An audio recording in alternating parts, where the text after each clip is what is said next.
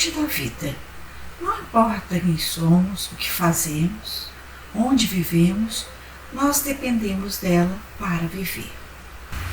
A água para o consumo humano deve estar livre de impurezas para que não cause nenhum dano à saúde. Para a remoção das impurezas, a água bruta passa por diversos processos de tratamento, até atingir os parâmetros de potabilidade previstos nas portarias do Ministério da Saúde. Os processos mais entregados para o tratamento de água são os processos químicos e físicos, como coagulação, floculação e decantação.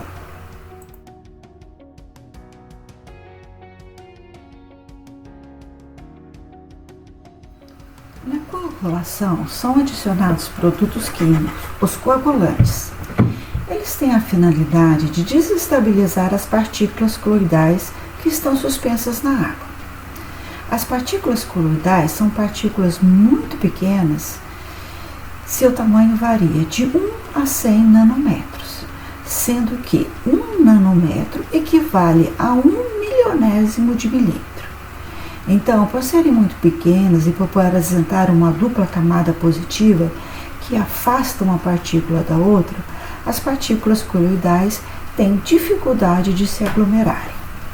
Logo, é necessária a adição de um coagulante para quebrar a dupla camada e possibilitar a aglutinação dessas partículas em flocos, que se sedimentarão por ação da gravidade no processo de floculação e decantação. O sulfato de alumínio é o coagulante mais comumente utilizado nas estações de tratamento de água, devido ao fácil manuseio e dosagem. Mas há outros agentes químicos que podem ser utilizados com essa mesma função, como os sais de ferro ou ainda os polímeros orgânicos.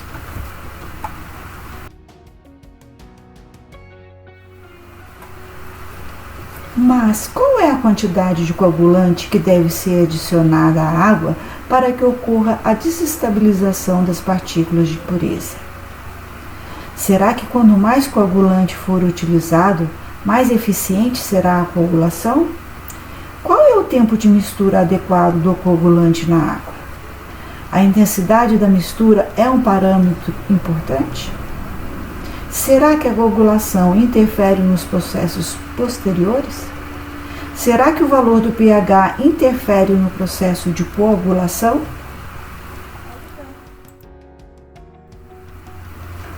Um procedimento bastante empregado nas estações de tratamento de água para a determinação das dosagens ótimas dos coagulantes é o método chamado jar test, ou teste de jarros. O jar test é um equipamento utilizado para a simulação do tratamento da água no laboratório. Sua função é promover a agitação rápida e moderada nas amostras de água, facilitando assim a desestabilização das partículas suspensas e promovendo a formação de flocos com a matéria orgânica presente na água analisada. O jar test possibilita a realização de 6 ensaios simultâneos de simulação do tratamento da mesma amostra de água bruta. Variando a dosagem do coagulante em cada jarro, é possível verificar, por meio de remoção de turbidez, qual é a dosagem ótima do coagulante. Veremos em ensaios futuros que no ensaio de jar test também pode ser verificada a influência da alcalinidade e acidez no processo de coagulação química. Uma vez determinada a dosagem ótima dos coagulantes, também é possível, por meio do ensaio de jarros, verificar qual o tempo e qual o gradiente de velocidade ótimo para se flocular a água em estudo.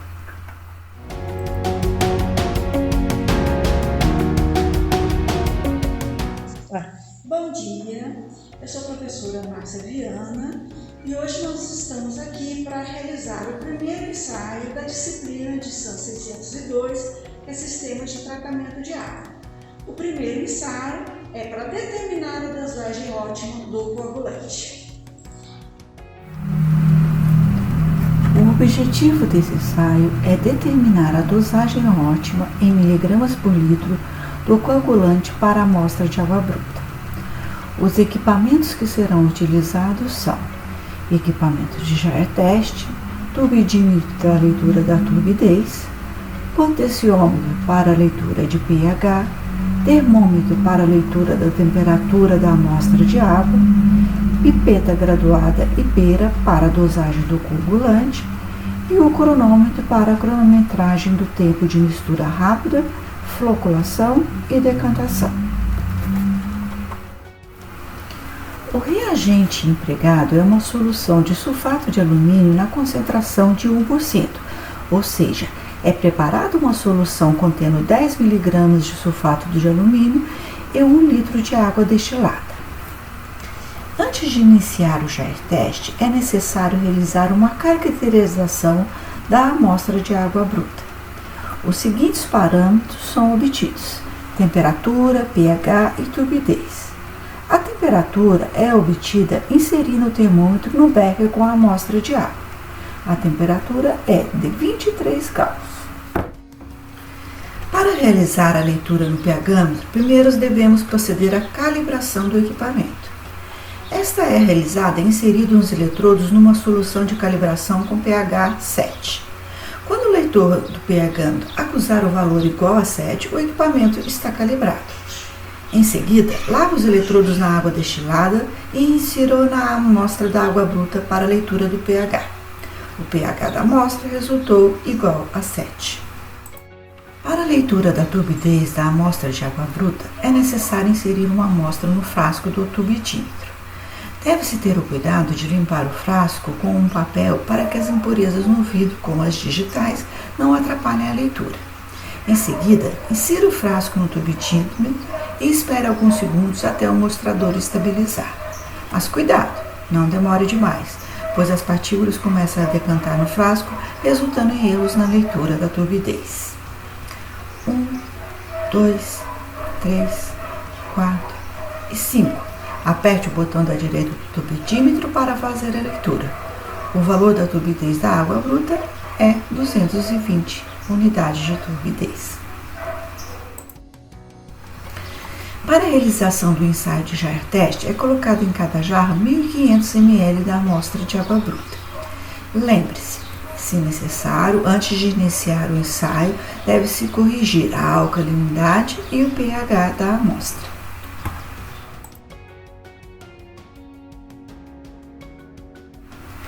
Antes de iniciar o ensaio de jar teste, é necessário determinar a dosagem média do coagulante, a fim de reduzir o número de ensaios a serem realizados.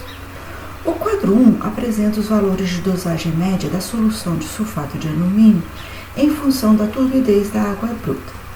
Estes valores foram obtidos da experiência das companhias de saneamento. No ensaio de hoje, a turbidez da amostra de água bruta é de 200 unidades de turbidez.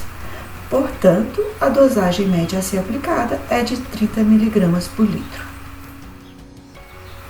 Sabemos a dosagem, mas qual é o volume da solução de sulfato de alumínio que deve ser colocado nos jarros com a amostra da água a ser ensaiada? Para o cálculo do volume de coagulante é utilizado a equação 1, onde V-coag é o volume médio de coagulante em mililitros que se deseja obter. D-coag é a dosagem do coagulante em miligramas por litro obtida no quadro 1. S-coag é a concentração de sulfato de alumínio que foi preparada, 10 mg por litro. VAB é o volume de água bruta colocado em cada jarro, que é igual a 1,5 litros. Substituindo os valores na equação 1, tem-se que o volume de coagulante em mililitros é igual a 1,5 litros da amostra de água bruta vezes 30 mg por litro dividido pela a concentração de sulfato de alumínio, 10 mg por mililitros. Isso resulta num volume de coagulante igual a 4,5 ml. A fim de obter a dosagem ótima, vamos variar o volume do coagulante em cada jarro. Com auxílio de uma pipeta e da pera, adicionamos os seguintes volumes. No jarro 1, colocamos 1/4 da dosagem média de sulfato de alumínio, 1,1 ml. No jarro 2, colocamos a metade da dosagem média, 2,3 ml. No jarro 3, colocamos a dosagem média, 4,5 ml. No jarro 4, colocamos o dobro, 9 ml. No jarro 5, colocamos 12 ml.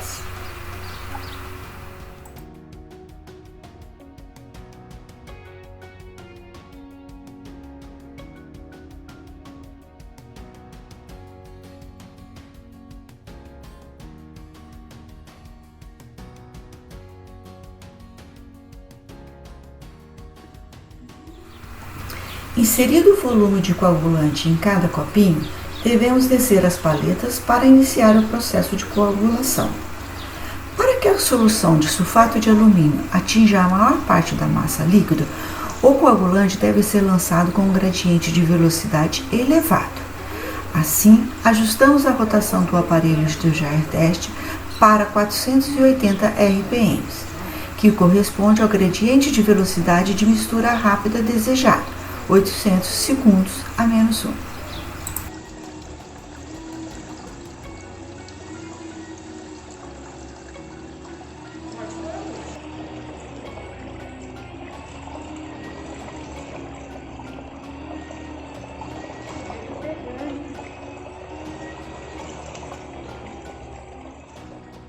Verificado que toda a massa líquida está em movimento, vertemos o volume do coagulante nos jarros, acionando a alavanca na lateral do aparelho.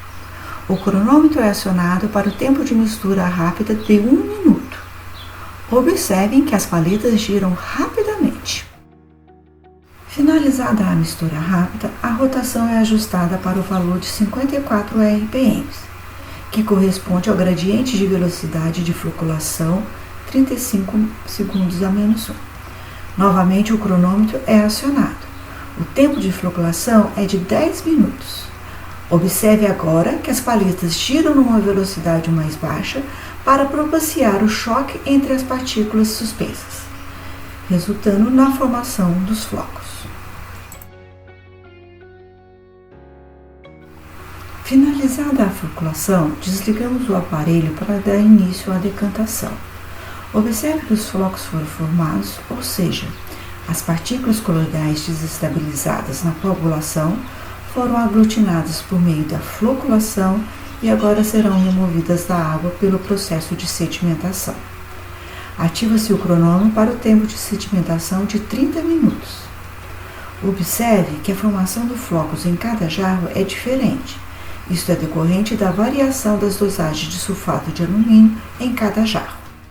Decorrido o tempo de sedimentação, procede-se à coleta da amostra de água decantada. Antes de inserir o frasco no tubidímetro, lembre-se de limpá-lo com um papel. Lembre-se também de agitar o frasco lentamente, pois os flocos começam a sedimentar enquanto são retiradas as amostras.